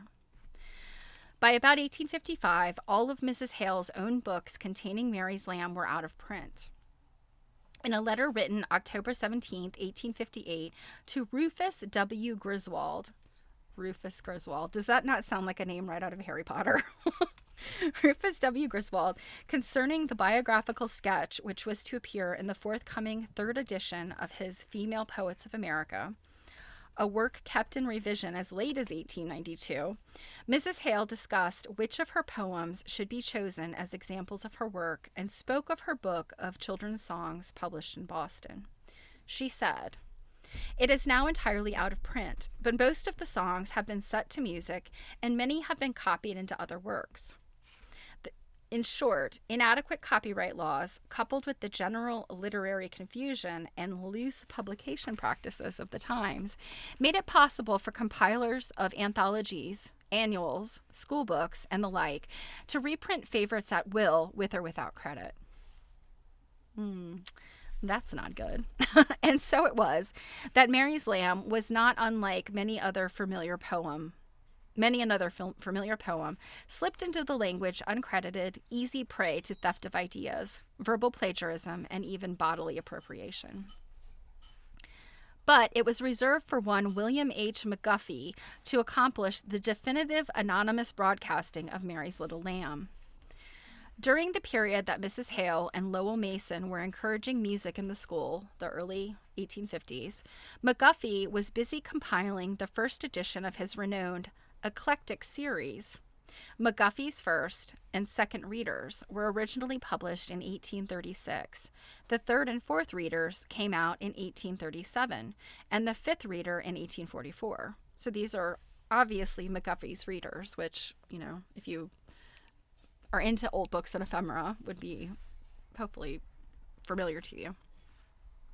They too were an innovation, and for more than half a century remained the standard textbooks in America's common schools. As such, they became one of the country's most deeply entrenched institutions. In 1901, they were revised for the 5th time, and in 1911 were still being used in the West and the South. It is impossible to estimate how great a part these readers played in forming the literary tastes of 19th century America. Suffice it to say, they were memorized from cover to cover, and that every word they contained became a part of the individual mental equipment of the grandparents of all of us. are the great, great, great grandparents of all of us. um, the parents of many of us, and in some instances, our own selves. Mrs. Hale's contribution to McGuffey's included, among other selections, Mary's Lamb, printed as lesson 48. Druid had to help me with my Roman numerals last time. In the 1857 edition of the second reader, the edition that was to prove classic and which Mr. Ford has had reprinted. So that's interesting. Henry Ford reprinted the second reader.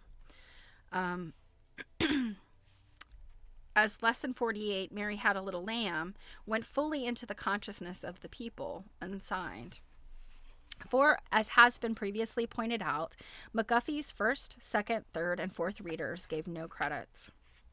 Though through the years, innumerable Marys owned pet lambs, and all of them learned the famous poem out of their McGuffey's reader, more than one believing herself to be the original Mary of the poem, there was no question raised as to the verse's authorship until a Mrs. Mary Sawyer Tyler of Somerville, Massachusetts, asserted in 1878 not only that she was the original Mary, but that a certain John Ralston, known to her, had written the first half of the poem.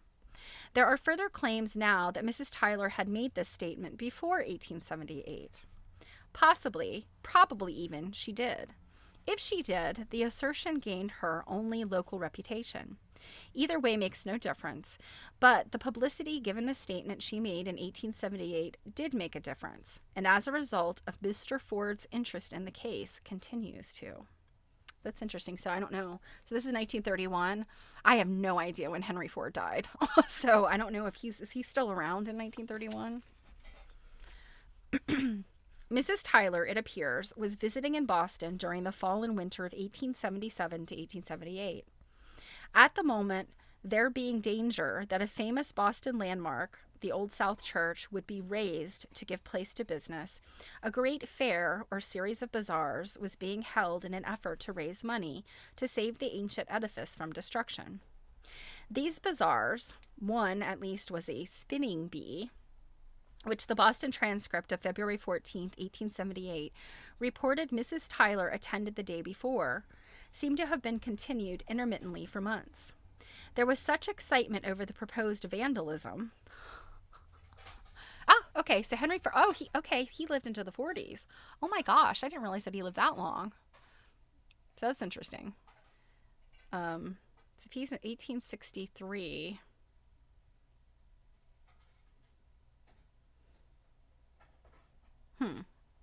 I'm trying to work these dates out in my mind. I guess none of these dates are exactly talking. This is the 1878 is about Mary Sawyer Tyler. Okay, let's keep going. There was much excitement over the proposed vandalism, and everyone was asked to help avert it. I think it's funny how they're talking about razing an old church, but they're calling it vandalism. Mrs. Tyler's donation was an ancient pair of woolen stockings. The stockings, she said, had been knit for her as a child by her mother from the first fleece sheared from her pet lamb. This lamb, she further asserted, was the original of the Mary's Lamb poem, a poem written, she stated, around 1816 about her and her pet, the original script of which, consisting, however, of only 12 lines, was presented her by its author, John Ralston. Such a statement was sure to attract attention. The stockings were raveled out, and bits of the wool were attached to cards inscribed in Mrs. Tyler's handwriting. Knitted yarn from the first fleece of Mary's little lamb, Mary E. Sawyer Tyler, Somerville. And then it says, and the date. I don't know why she doesn't actually put the date. 1878, I assume. The cards were then sold as souvenirs, apparently over a period of several years. All right, you guys. Can I unravel some old sock, staple it to pieces of card, and sell it as a souvenir? I mean, who is this lady, and who cares? That it's not like she's somebody famous. This is hilarious. The date of the card in the possession of a nephew of Mrs. Hale is May 13th, 1878. The card reproduced in a booklet sponsored by Mr. Ford, The Story of Mary's Little Lamb, is dated January 27th, 1880. The fact that these cards were originally sold in connection with the patriotic movement to save to posterity the historic Old South Church lent to Mrs. Tyler's statement nationwide publicity. Immediately, protests arose. For close to 50 years, the authorship of Mary's Lamb had been credited, when it was credited, to the well-known woman editor of Godey's Lady's Book, who, it was clear, had signed the poem upon its first appearance in print. Details of Mrs. Tyler's claim were asked for by newspapers and magazines, and these she supplied as follows: that she, born Mary Elizabeth Sawyer, on March 22nd, 1806, in Sterling, Massachusetts, had attended what was known as the Redstone District School. We're going to hear about this school more, I know. That from the time she was 9 years old until she was 13, she had owned a pet lamb, which upon a certain occasion had followed her to school. Now, wait a minute. From 9 to 14, or 9 to 13, that's 4 years. Does it stay a lamb for 4 years? No, I believe it doesn't. I believe it's a lamb for about 6 months, if that. And then it becomes a sheep. So, that on the day of the lamb's escapade, the school had a visitor in the person of John Ralston, a lad born in 1805, who at the time was residing in the home of his uncle, the Reverend Mr. Lemuel Capon, minister at Sterling, and being prepared by Mr. Capon to enter Harvard. So this was a boy who was a year older than Mary Sawyer, and he was being prepared to enter Harvard. Mary had a big old sheep. Touche. That young Ralston was greatly amused by her embarrassment over her pets following her to school. That the next day he returned with a poem of 12 lines, which she said was identical with the first 12 lines of the famous Mary's Lamb. This 12-line poem, according to Mrs. Tyler, was written on a slip of paper which young Ralston gave to her. Mrs. Tyler never produced the slip of paper or any witness who had ever seen it. The writing which she said the piece of paper contained was never printed prior to publication of Mrs. Hale's Mary's Lamb, and Mrs. Tyler did not claim it had been so printed. Consequently, granting any portion of the poem existed before publication of Mary's Lamb by Mrs. Hale in 1830, the only way it could have come to her attention was by word of mouth. This would have meant a wide verbal circulation of the poem, in which case many persons beside Mrs. Hale would have been familiar with it. There is not now, and has never been, any evidence that there were such persons. Yeah, I think it's a little sus that, she's only coming up with this story, this Mrs. Tyler, when she wants to sell her old unraveled stockings. That's Cake's hot take. At the time the Tyler Ralston claim was made public in Boston, Mrs. Hale was in her 90th year. She had just retired to private life, having laid down the editorship of Godey's in December 1877. What was done at that time by way of affirming her authorship of Mary's Lamb and replying to the implied accusation that she had plagiarized the first 12 lines is best told by her son Horatio Hale, the world-eminent ethnologist and philologist whose signed statement appeared in the Boston Transcript for April 10, 1889.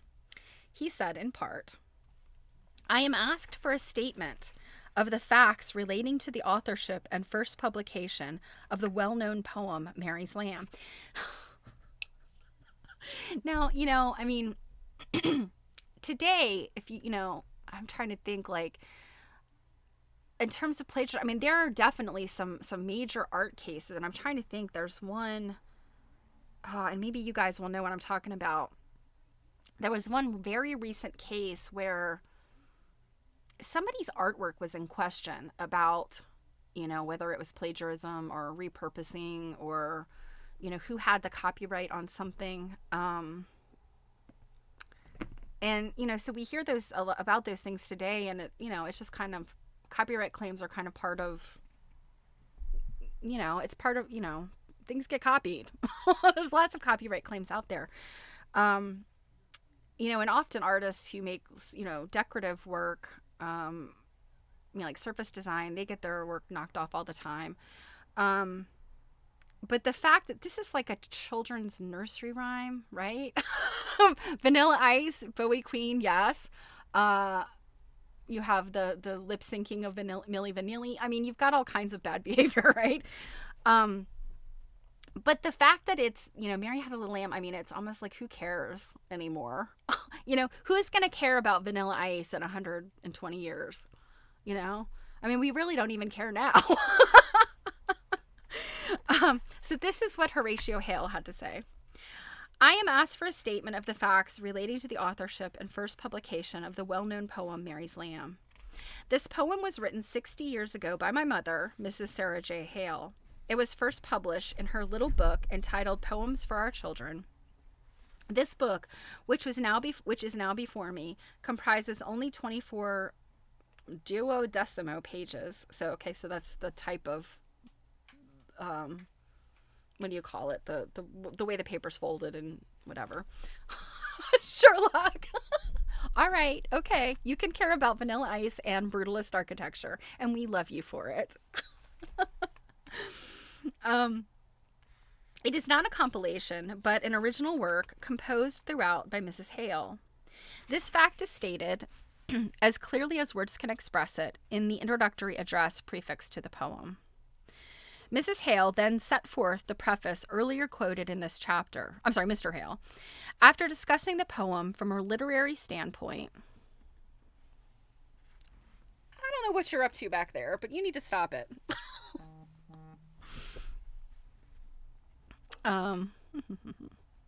After discussing the poem from a literary standpoint, showing how in content it met the intention of his mother's book as set forth in her preface, poems which would teach truths and induce truth and goodness, he continued. And this is a very long thing he's going to say. So that is where I had marked to leave off there.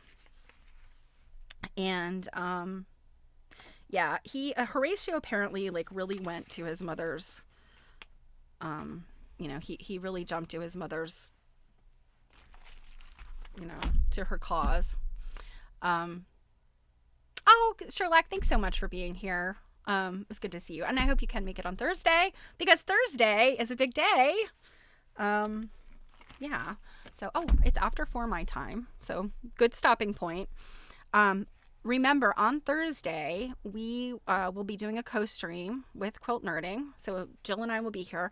Our friend Mia Clift is going to come on. We'll kind of do like an AMA with her. And we are going to watch the 3rd episode of the American Quilt Study Group's Material Culture series, which Mia, the third video is Mia's video. So that'll be a lot of fun. So yeah, can you imagine that Mary Had a Little Lamb had so much drama associated with it? So we will finish that reading on Monday. So with that, you guys, I'm gonna beat it. I got a meeting to go to too. I hope you guys have a fantastic week. I hope this week is less stressful. I know last week was big stress, U.S. elections. Yeah. So with that, yeah, have a great week. I look forward to seeing you hopefully tomorrow night. Jill and I are doing, we're plugging along with To Honor and Comfort. And again, Thursday is going to be fun. And we have a couple of other fun things going on. Next week, we will be seeing Miss Mary Fons. Don't forget that. So I will let you guys go. As always, thank you so much. If it wasn't for you guys, I would have no reason to talk about these, these major inquiring minds kind of things. So I appreciate you guys so much. And yeah, take care. Have a good week. And I will catch you soon. Mwah!